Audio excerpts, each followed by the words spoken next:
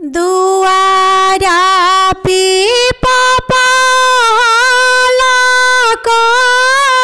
करेलन नाउन के पुकारेलन हो।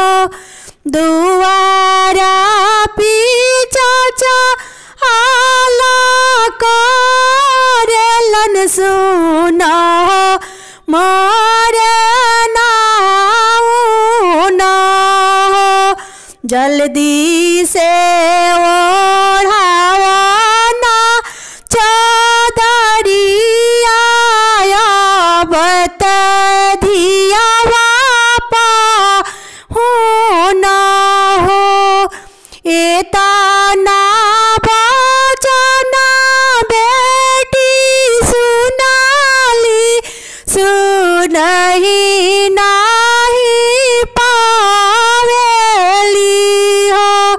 लपकी धइली अपनाया माया माँ के कहवा पाइबी हो।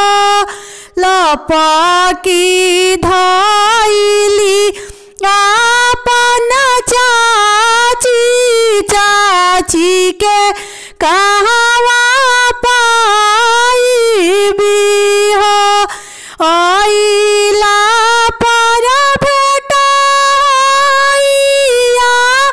माँ से गइला पर पापा से हो।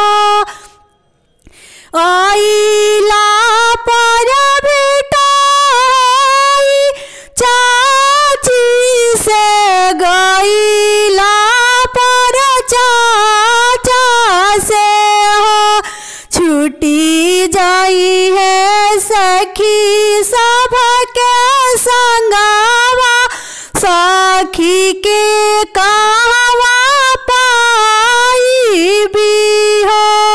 छूटी जाई है सखी लगे के संगवा सखिया कहवा पाइबी हो। दुआरा पर भैया लका रेलन सुना मारे नाउन हो।